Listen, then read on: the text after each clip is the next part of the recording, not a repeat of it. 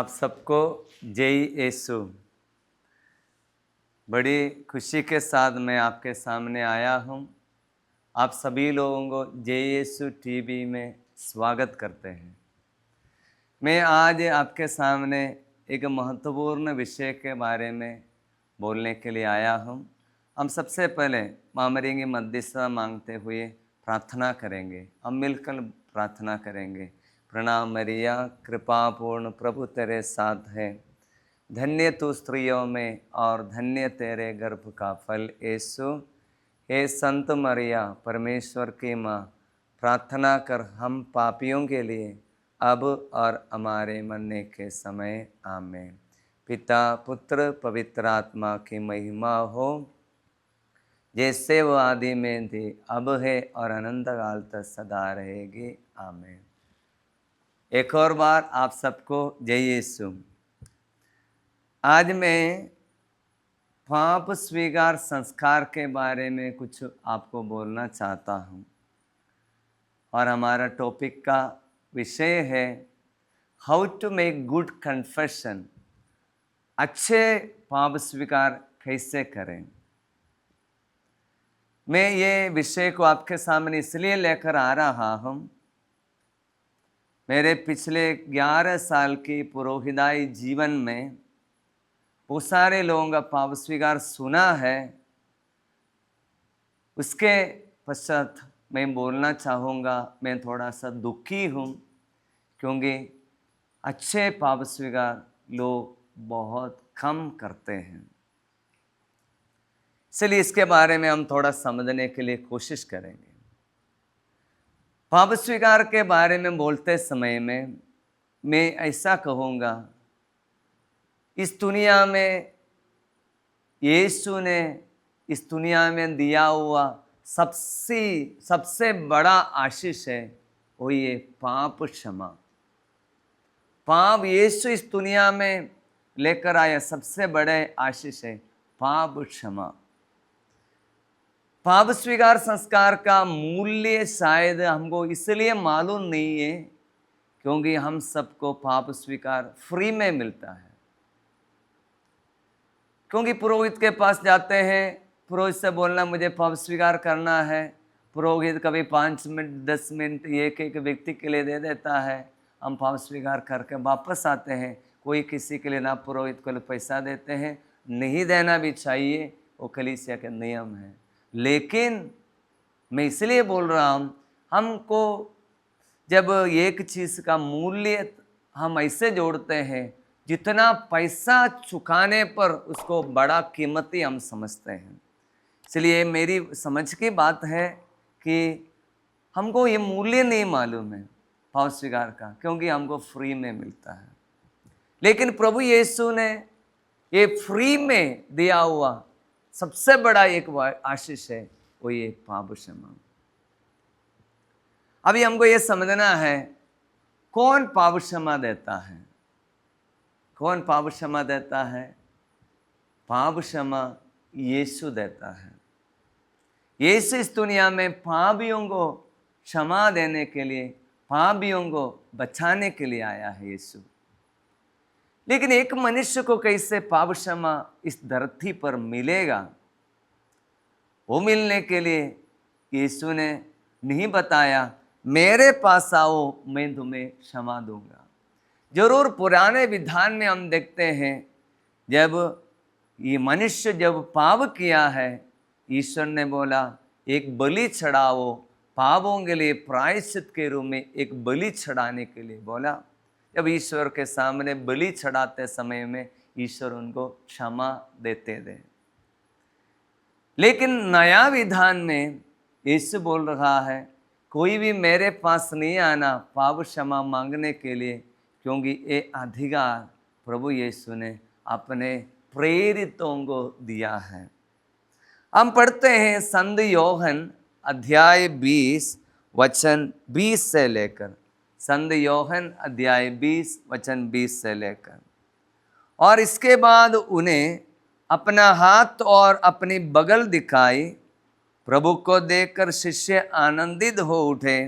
ईसा ने उनसे फिर कहा तुम्हें शांति मिले।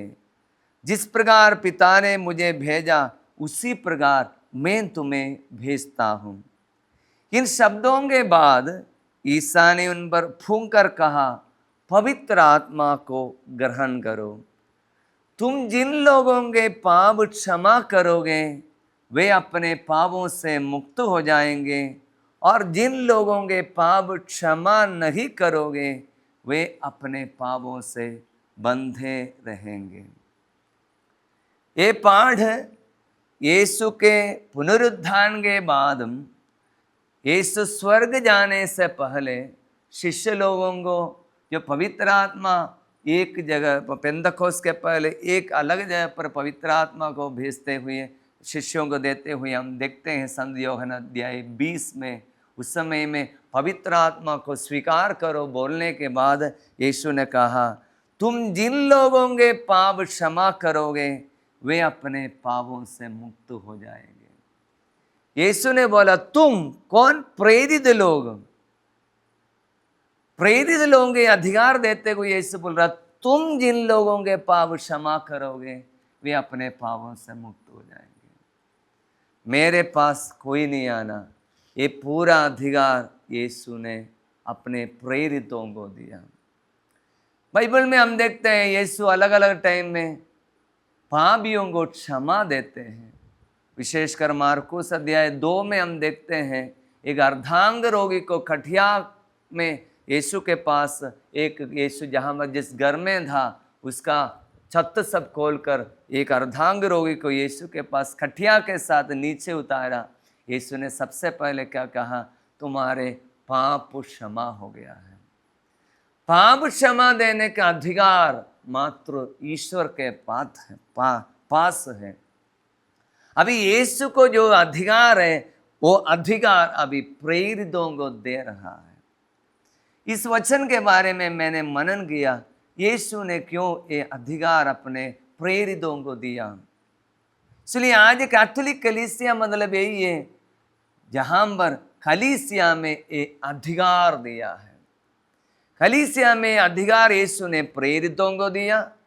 प्रेरित के बाद कलीसिया में हम देखते हैं बिशप लोगों की नियुक्ति किया। उसके बाद बिशप लोग अपना कर्तव्य अकेला पूरा संभाल नहीं पाता है, तब पुरोहितों की नियुक्ति हुआ।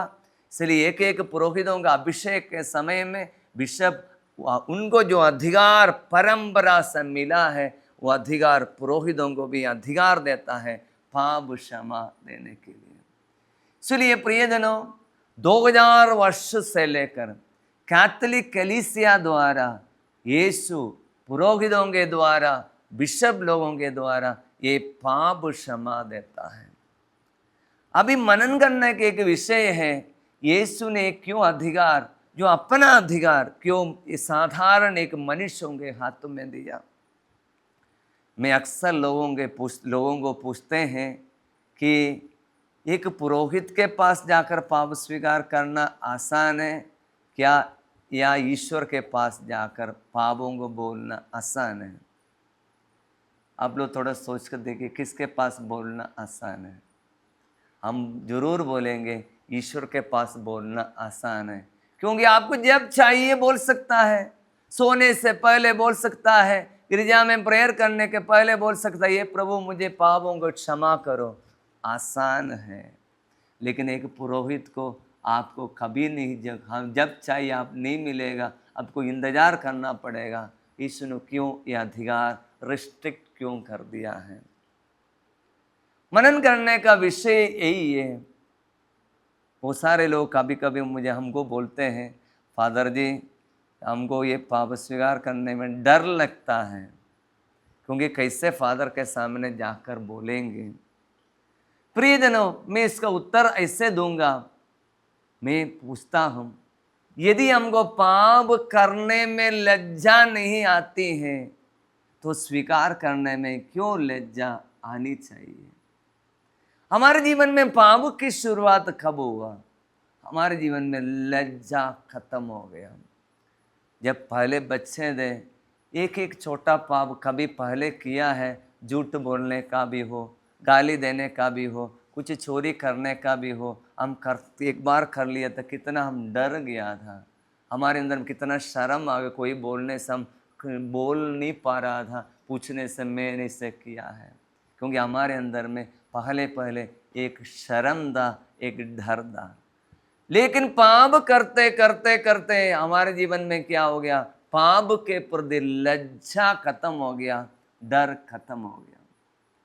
इसलिए मैं ऐसा कहूंगा, यीशु ने जब अधिकार पुरोहितों को दिया है क्षमा देने के लिए, हम लोग है ना, जब भी ये प्रभु के सामने आकर बोलने से कोई लज्जा नहीं होता है, क्योंकि वो देखता नहीं है ना।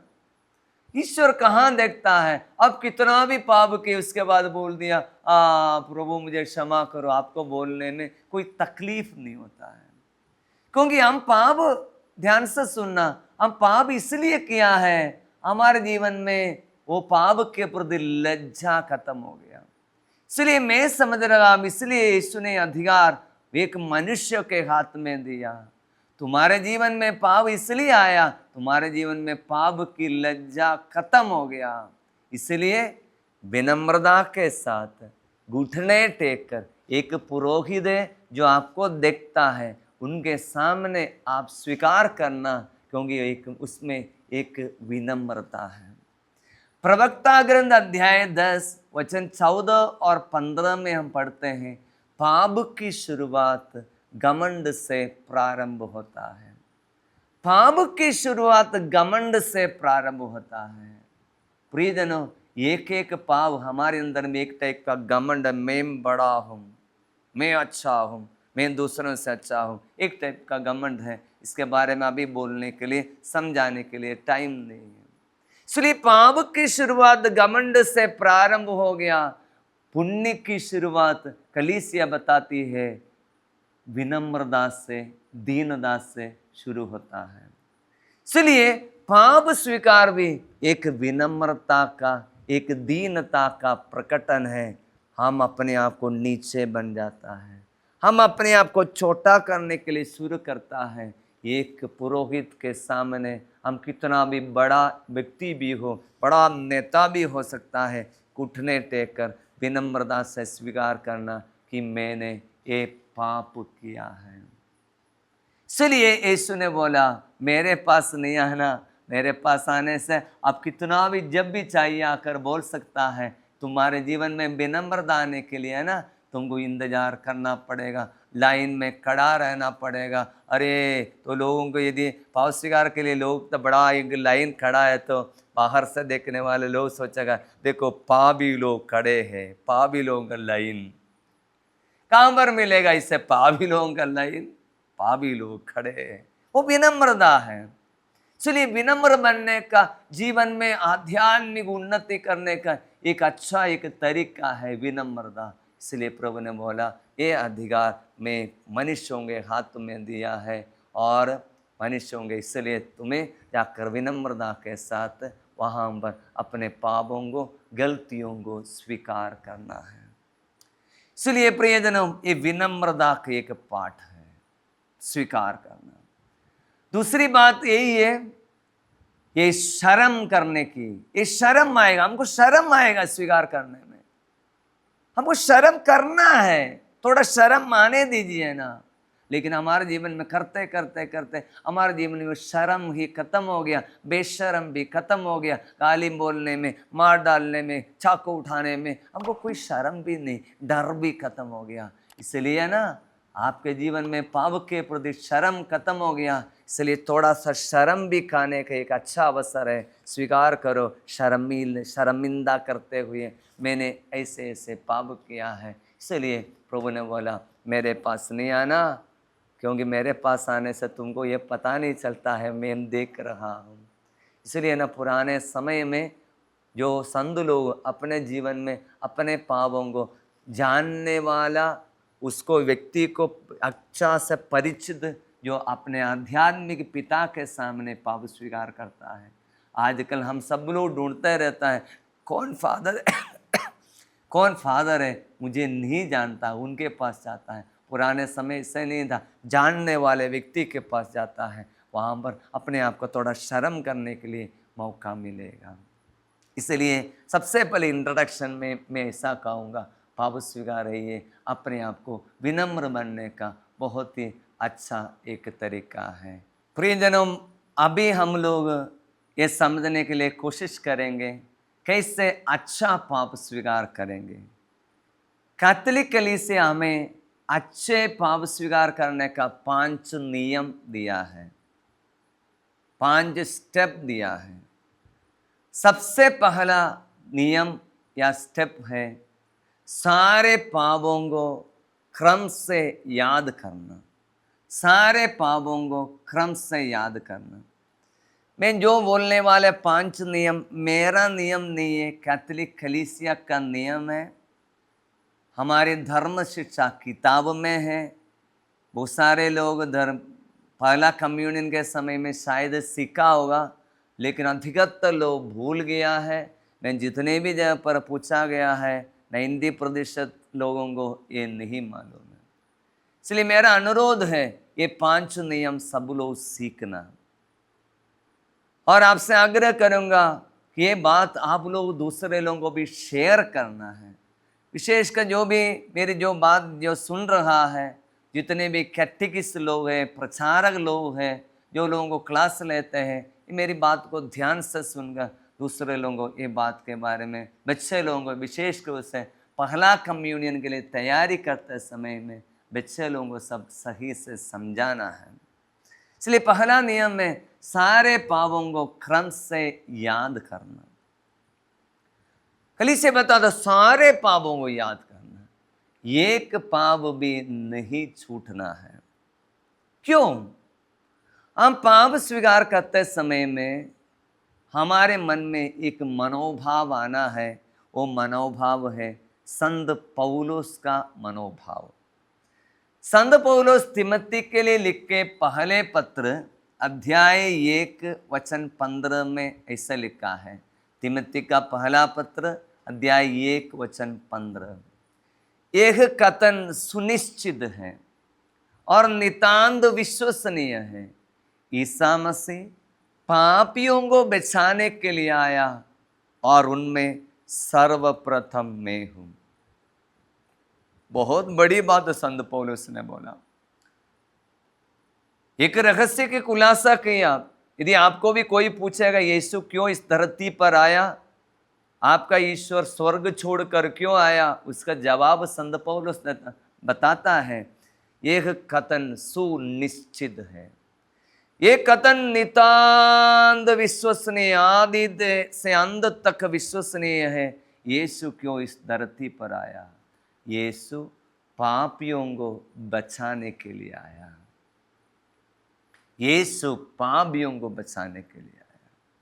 इतना कहने के बाद में संत पौलुस अपना मनोभाव प्रकट करता है, उन पापियों में नंबर 1 सर्वप्रथम मैं हूं।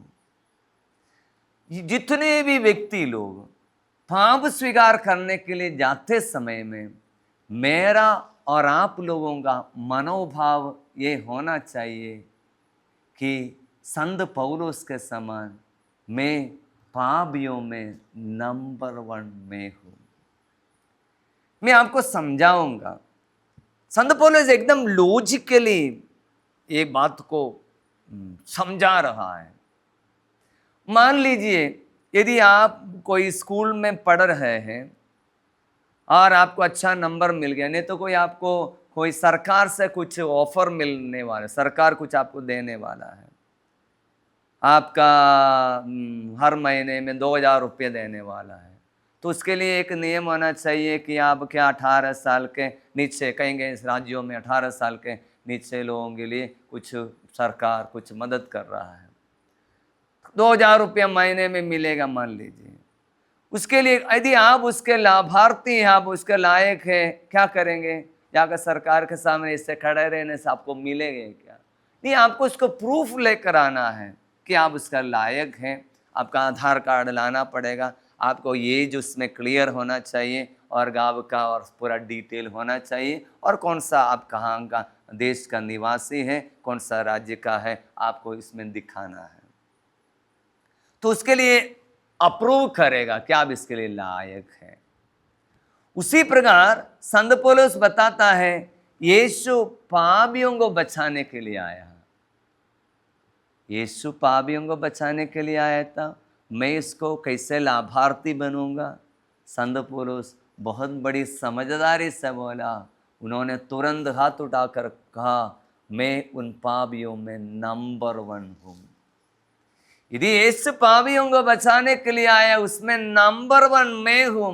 मैं इसका पूरा पूरा लाभार्थी हूं। मुझे उसका, यीशु का पूरा पूरा क्षमा चाहिए। प्रियजनों, पाप स्वीकार के लिए पुरोहित के पास जाते समय में मेरा और आप सबके जीवन में एक मनोभाव चाहिए, मैं पापियों में नंबर 1 हूं। I am the number 1 Sinner in the world. पापियों में नंबर 1 हूं। अभी मान लीजिए आजकल हमारे जीवन में, हमारे परिवार में हमारी सोच क्या है? थोड़ा ध्यान से सुन। मैं शॉर्ट में एक बात बताऊंगा प्रियजनों। मैं बोलूंगा कैसे हमारे परिवार को स्वर्ग बना सकता है। हमारे कैथोलिक क्रिश्चियन परिवार स्वर्ग बनना चाहिए, लेकिन अक्सर परिवार में नरक तुल्य दिख रहा है। कैसे नरक हमारे परिवार को बना रहा है? मान लीजिए घर में कुछ समस्या आ गया, बच्चे बात नहीं मान रहा है, मान लीजिए, तो क्या करेंगे? पति बोलेगा, ये तुम्हारे बच्चे हैं, ये तुम्हारे वजह से ऐसे ऐसे कर रहा है। पत्नी बोलेगी, ये तुम्हारे वजह से है, तुम घर में समय पर नहीं आता है, तुम घर का जिम्मेदारी नहीं लेता है, ये तुम्हारे बच्चे हैं, इसलिए तुम्हारे वजह से ऐसे कर रहा है। वहां पर फूट आ गया, वहां पर नरक बन गया। तो बच्चे भी बोलने लगेगा, पापा ऐसा है, मम्मी ऐसा है। हमारे परिवार नरक बन रहा, मतलब हम एक दूसरे को दोष लगाते रहेंगे। लेकिन परिवार हो, समाज हो, कलीसिया भी हो, स्वर्ग बनने का तरीका शॉर्टकट में आपको बता रहा हूं। वही है, हमारे परिवार में कुछ कमी आने से पति बच्चे बात मान रहा है नहीं रहा है, तो मम्मी बोलेगी, ओ ये शायद मेरे वजह से है, मेरे जीवन में ईश्वर की कृपा नहीं है, मैं ईश्वर की कृपा से दूर हूँ, मैं शायद मैंने कोई गलती किया हुआ बोलकर वो परिवार में अपनी गलती प्रभु के सामने, पति के सामने स्वीकार करता है। ये देखने पर पति बोलना शुरू करेगा, ये तुम्हारी गलती नहीं, ये मेरी गलती है, मेरी गलती की वजह से मेरा बेटा ऐसा हो रहा होगा। प्रियजनों, पति और पत्नी ऐसे बोलना शुरू करेंगे, एक दूसरे अपनी अपनी गलतियां जब स्वीकार करने शुरू कर देते हैं, बेटा भी बोलेंगे, आप लोगों की गलती नहीं है, ये मेरी गलती है। वो परिवार स्वर्ग बन गया। आजकल समाज में, हमारे परिवार में क्या होता है? एक दूसरे की गलतियों को देखते बोलते उसको प्रोजेक्ट कर रहा है, बड़ा कर रहा है। समझ लीजिए प्रियजनों, ये शैतान का बड़ा कार्य है। हमारे परिवार को तोड़ने के लिए शैतान छोटी छोटी गलतियों को बड़ा प्रोजेक्ट करेगा। लेकिन संत पौलुस ने क्या किया है? उसने हाथ उठाकर कहा, पापियों में नंबर 1 में हूं। प्रियजनों, पाप स्वीकार करने के लिए जाते समय में एक एक पापों को याद करके, इसलिए मैं बोलता हूँ, पाप स्वीकार के लिए जब भी जाएगा आप, है ना, एक पेपर लेकर पूरा लिखना, डिटेल में लिखना, एक बार भी छूटना नहीं। शायद वहाँ पर जाने पर आप भूल सकता है, इसलिए अच्छे से लिख कर तैयारी करना। ये पहला नियम, सारे पापों को याद करना, मतलब जितना पापों को याद आएगा आप ये संत पौलुस के समान विनम्र बनेंगे। पापियों में मैं नंबर 1 हूँ, मैं स्वीकार करेंगे। हमारे कलीसिया में इसी मनोभाव मिलने से हमारे कलीसिया स्वर्ग बन जाएगा, हमारा परिवार स्वर्ग बन जाएगा, हमारा धर्म समाज स्वर्ग बन जाएगा। दूसरा नियम है सारे पापों के प्रति पश्चाताप करना। इंग्लिश में बोलते हैं कंट्रिशन, पश्चाताप करना। प्रायश्चित और पश्चाताप दोनों अलग है। हिंदी में सुनने पर शायद हमको एक लगेगा, लेकिन दोनों अलग है, हम समझेंगे।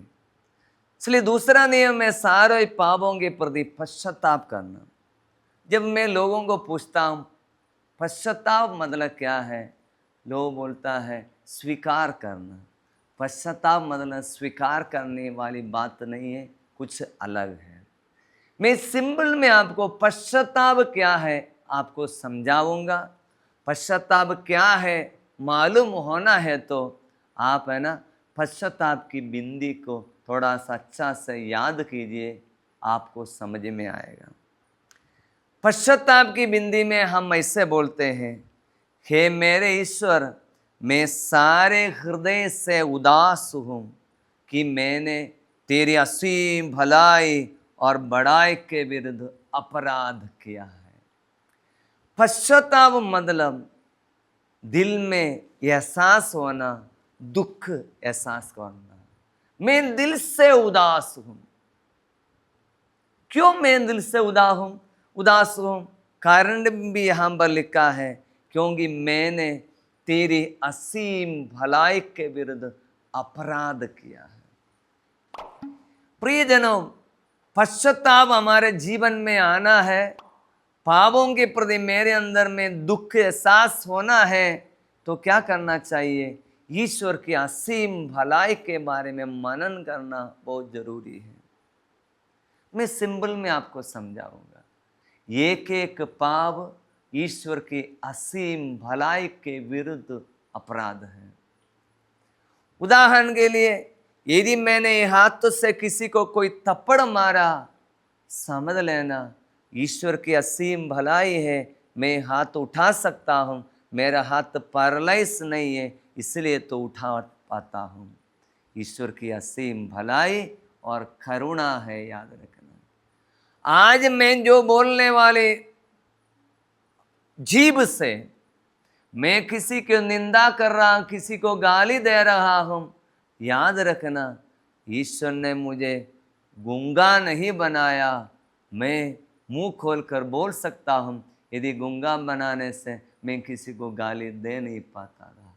ईश्वर की असीम भलाई है। यदि मेरी आंखों से मैंने पाप किया है, गंदी चीजों को देख लिया, तो मान लीजिए ईश्वर की असीम भलाई से मैं अंधा नहीं हुआ, इसलिए मैंने हुई ईश्वर की असीम भलाई के विरुद्ध मैंने पाप किया है। सुनिए प्रियजनों, एक एक पाप ईश्वर की असीम भलाई के विरुद्ध पाप है। इसलिए हम स्तोत्र ग्रंथ 34 में पढ़ते हैं, परख कर देखो प्रभु कितना भला है। हम लोगों का प्रॉब्लम क्या है ना, हम ईश्वर को परखने के लिए हमारे पास टाइम नहीं है। ईश्वर कितना भला है, परखता ही नहीं है। हम ईश्वर की शिकायत करते हुए आगे बढ़ रहा है।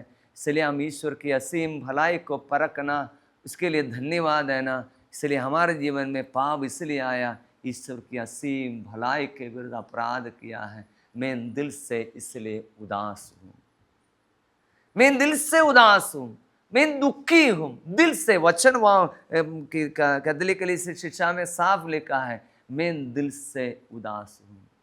प्रियजनों, पुरोहितों के पास जाकर पाप स्वीकार करने से पहले आप करने की बात है दिल में एक दुख एहसास होना। ये पवित्र आत्मा की एक कृपा है। हम पढ़ते हैं संत यूहन्ना अध्याय संत यूहन्ना में पढ़ते हैं, जब पवित्र आत्मा आएगा वह तुम्हें पश्चाताप, पाप बोध और पश्चाताप प्रदान करेगा। ये पवित्र आत्मा की कृपा है, पश्चाताप हमारे अंदर में फील होना, दर्द होना। दूसरा है पश्चाताप की बिंदी में हम बोलते हैं दूसरे सेंटेंस में, मैं अपने सब पापों से बैर और घृणा करता हूं। पश्चाताप में दूसरी बात है, एक तो मन में दुख का एहसास करना, दूसरा ये मैं पाप के प्रति मेरे अंदर में एक घृणा आएगा। हम पाप के ऊपर पाप फिर करते जा रहा है, कारण नहीं है पाप के प्रति मेरे अंदर में घृणा नहीं आया।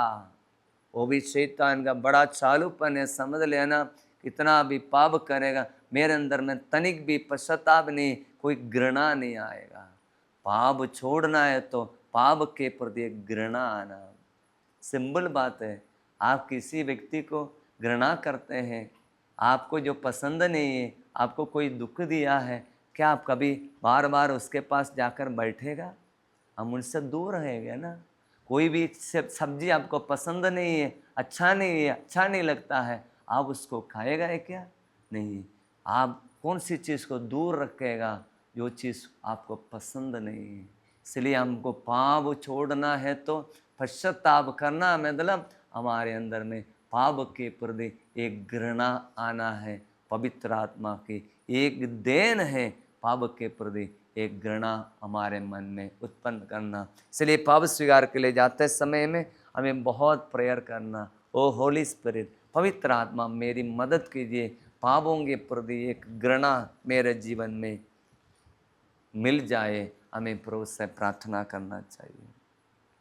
प्रियजनों, असली पश्चाताप में एक दुख होता है। मैंने बोला मैं दिल से उदास हूँ, दुखी हूँ। मेरे पिछले 11 साल के पुरोहिताई जीवन में पाप स्वीकार में बहुत ही कम पाप स्वीकार सुना है जो रियली दुखी होकर अपने पापों को स्वीकार करता है। 95% लोग पाप स्वीकार करता है, बस मुंह से तो स्वीकार करता है, उनके सुनने से समझ में आता है मन में कोई भी दुख नहीं है, मन में कोई दुख नहीं है। हमें कृपा चाहिए। जब फिर संत पेतरुस ने पहला प्रवचन दिया, पेंतकोस्त के दिन अभिषेक के बाद में उन्होंने जो वचन सुना, लोगों के हृदय में दुख आ गया। उन्होंने पूछा हम क्या करेंगे? पेतरुस ने बोला आप लोग ईसा मसीह में विश्वास कीजिए और बपतिस्मा स्वीकार कीजिए। उनके अंदर में पश्चाताप आ गया। इसलिए जहां अगर कहीं पर भी वचन सुनाते हैं, सही अच्छा वचन सुनाते हैं, मतलब वहां पर पश्चाताप आएगा। जहां पर पश्चाताप नहीं होता है, मैं बोलूंगा वो सही प्रचार नहीं है। यदि मात्र चमत्कार के ही प्रचार हो रहा है, वो यीशु के वचन के आधार पर नहीं है। क्योंकि यीशु ने कहा तो संसार के कोने कोने में जाकर पाप क्षमा के लिए पश्चाताप का सुसमाचार सुनाना, यीशु ने कहा। इसलिए सही प्रचार पश्चाताप लेकर आएगा। कैथोलिक कलीसिया में ही हम देख रहे हैं, संत लोगों के जीवन में ही देखते हैं पश्चाताप किया है। इसलिए पश्चाताप मतलब दिल से दुखी होना। इसलिए पहला जब उन्होंने पश्चाताप किया, उन प्रभु ने बोला पेतरुस के द्वारा आप लोग पाप स्वीकार करो, पश्चाताप करो और बपतिस्मा स्वीकार करो।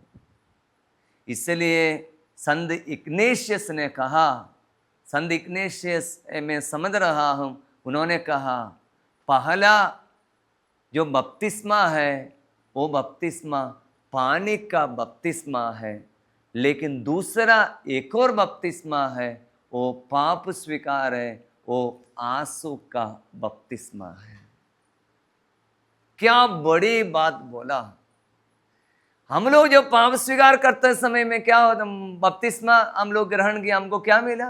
हमको पाप मोचन मिला, जन्म पाप। और यदि बड़ा होकर हमने बपतिस्मा लिया है तो जन्म पाप के साथ साथ उसके बाद जितना भी पाप किया सारे पापों को क्षमा मिलता है बपतिस्मा में, क्योंकि हम ईश्वर के संतान बन गए।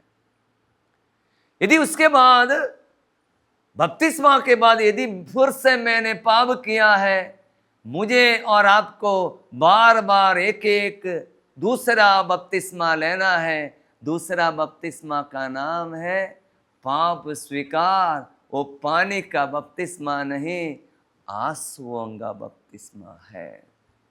इसलिए काफी कुछ लोगों मैंने देखा है एक एक पाप स्वीकार करते समय में आंसू बहाता है, मतलब उनके अंदर में सही पश्चाताप मिल रहा है। इसलिए आप प्रभु से प्रार्थना करना, एक पाप स्वीकार करते हैं, जहाँ प्रभु मेरे अंदर में एक पश्चाताप दे, मेरे अंदर में एक आंसू दे, मेरे अंदर में एक वेदना दे। हमको आंसू आता है क्या? जरूर हमको आंसू आता है। कब? यदि आप जाते समय कहीं गिर गया, आपका हाथ पैर टूट गया, आंसू तो जरूर आता है। अचानक आपका पेट दर्द हो गया, नहीं तो कुछ बीमारी आ गया, और कोई आपको कुछ बोल दिए जो आपको अच्छा नहीं लगता है, आंसू तो नहीं आता है ना? आंसू जरूर आता है।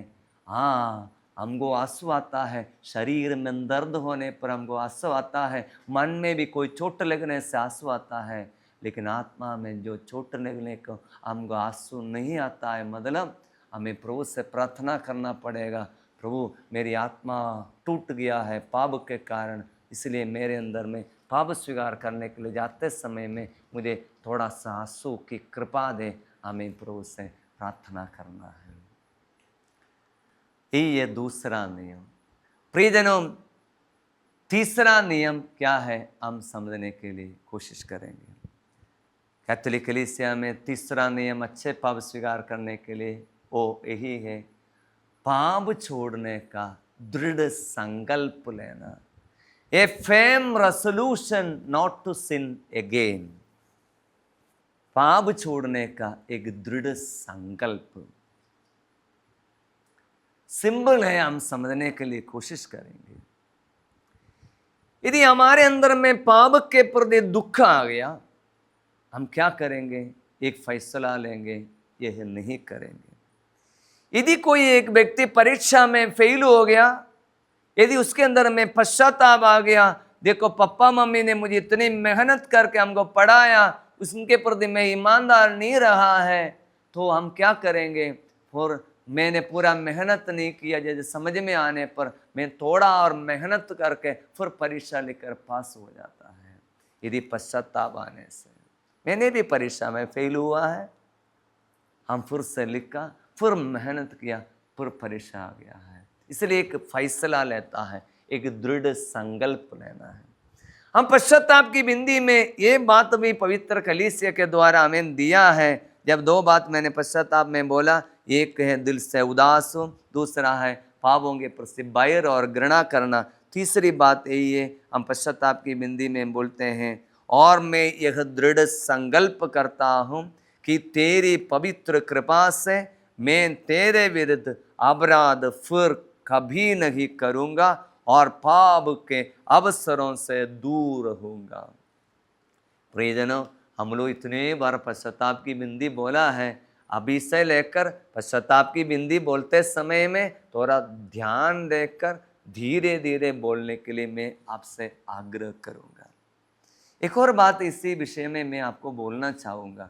बहुत सारे लोग नॉर्थ इंडियन में है, नॉर्थ इंडियन बेल्ट में है, हिंदी भाषी लोगों से मैं बोलूँगा, अधिकतर लोग पाप स्वीकार करने के लिए के बाद पुरोहित के सामने एक पश्चाताप की बिंदी बोलते हैं। वो छोटा पश्चाताप की बिंदी है। आप छोटा पश्चाताप की बिंदी वहाँ पर बोलिए, लेकिन पाप स्वीकार के बाद में आप अपने गिरजाघर में आकर प्रेयर करते हैं, उस समय में आप कृपया बड़ा पश्चाताप की बिंदी बोलिए।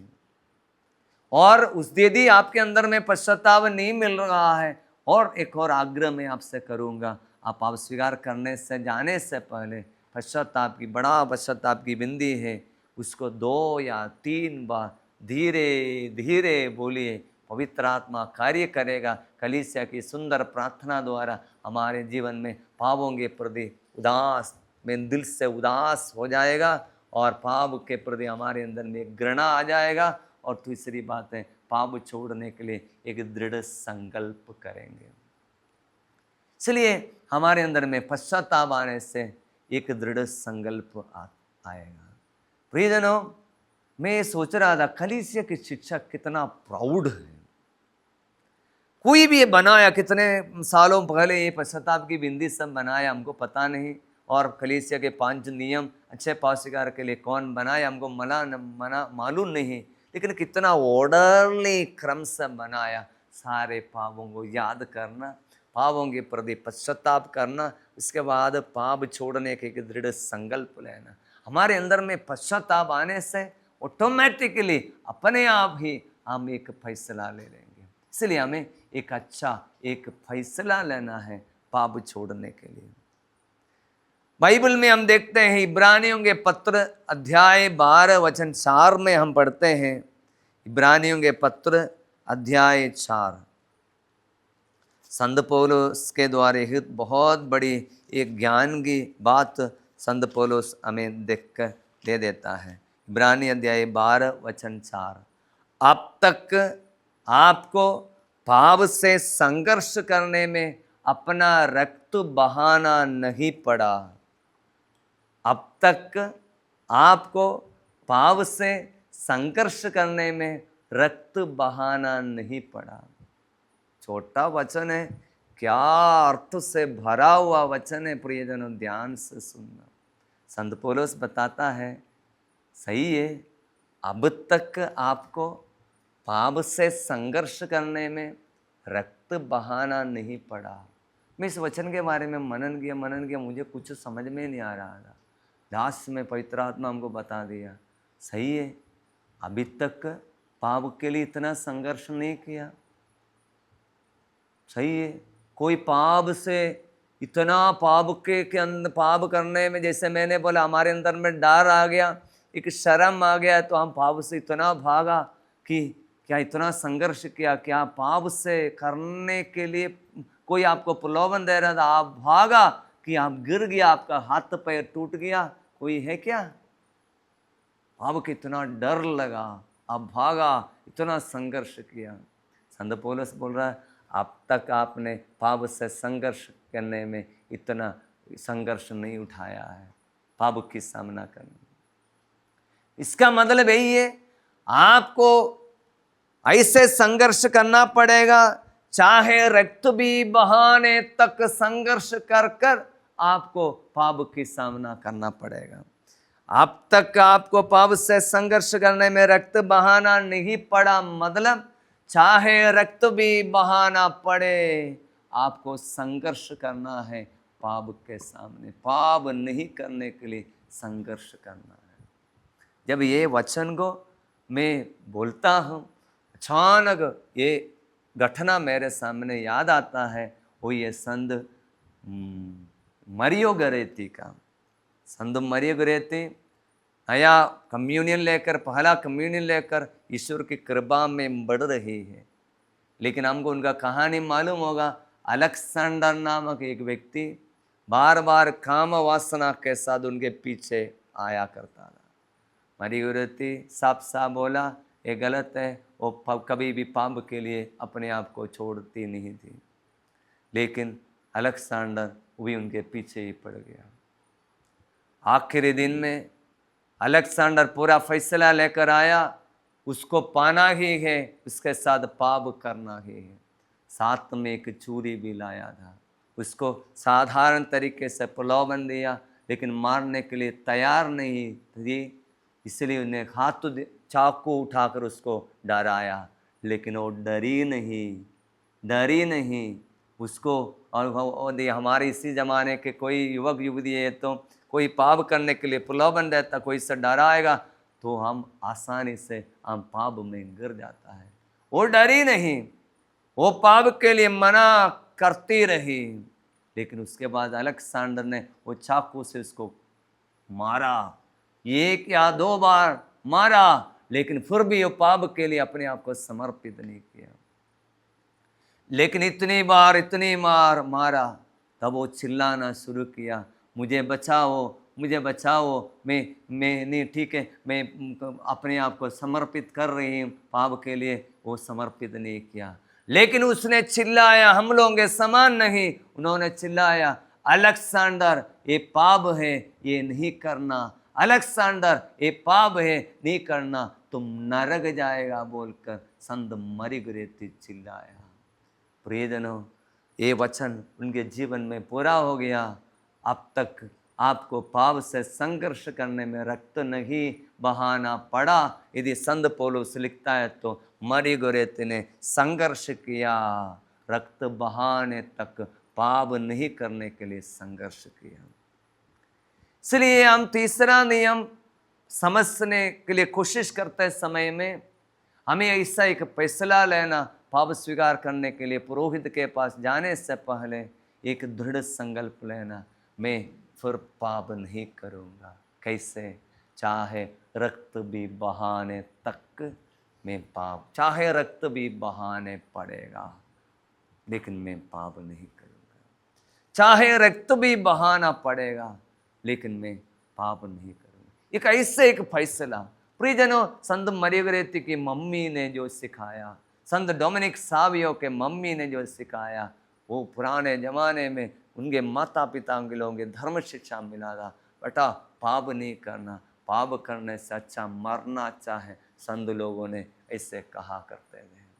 इसलिए हमें कृपा मांगना, एक अच्छा फैसला लेते समय में मैं पाप नहीं करूँगा, चाहे मरना भी पड़ेगा। एक ऐसा फैसला लेना पड़ेगा। मुझे एक बात याद आ रहा है, जब मैं एक रिट्रीट सेंटर में सेवा कर रहा था, समय में पाप स्वीकार का दिन है या कोई अलग दिन है, हमको याद नहीं आ रहा है। एक बेटी रोती हुई मेरे सामने आई और बहुत ज़ोर ज़ोर से रो रही है। मैंने उसको पूछा क्यों रो रही है? मुझे जवाब नहीं दे रही है। तो अचानक मैं उसके हाथ में देखा, उसके हाथ में एक मोबाइल था। तो देखते ही उनको पता चला ये मोबाइल टूटा हुआ है। अरे मैंने पूछा क्या हो गया, तुम्हारा मोबाइल टूटा हुआ है? उसने तब वो धीरे रोना बंद कर दिया और बोला, फादर जी ये मोबाइल टूटा नहीं है, मैंने नीचे पटक कर तोड़ा है, क्योंकि ये मोबाइल मेरे लिए पाप का कारण बन रहा था। प्रियजनों, अच्छा फैसला, पाप छोड़ने के लिए फैसला मतलब ये बेटी के समान है। यदि ये मोबाइल मेरे लिए पाप का कारण बन रहा है तो हमको शायद उसको तोड़ना भी पड़ेगा, क्योंकि इसको समझ में आएगा ये मोबाइल से बड़ा है उसकी आत्मा। वो मोबाइल से बड़ा उसकी आत्मा को अशुद्ध नहीं करना है। इसी प्रकार हमारे जीवन में पाप स्वीकार, अच्छा पश्चाताप आने पर हम ऐसे कुछ बड़ी बड़ी फैसलाएं हम लेंगे। हमारे जीवन में मोबाइल में कुछ मैसेज हमको बार बार आता है, हमको कोई डिस्टर्ब करता है, हमको कुछ नंबर को ब्लॉक करना पड़ेगा। हमारे आध्यात्मिक जीवन में कोई भी रुकावट आता है, उसको हमको कुछ ब्लॉक करना पड़ेगा। जीवन में कोई गलत संगति में फंसा हुआ है, हमको नियम फैसला लेना पड़ेगा। ईश्वर की कृपा से मैं इसको छोड़ दूंगा, उनसे दोस्ती नहीं बनाऊंगा। हमारे जीवन में प्रार्थना नहीं हो रहा है, प्रार्थना में कोई ना कोई रुकावट है। यदि नौकरी मेरे जीवन में प्रार्थना में एक रुकावट है, हमको फैसला लेना पड़ेगा, मैं इससे नौकरी ही करूँगा कि मेरे लिए प्रार्थना में सब बाधा हो रहा है।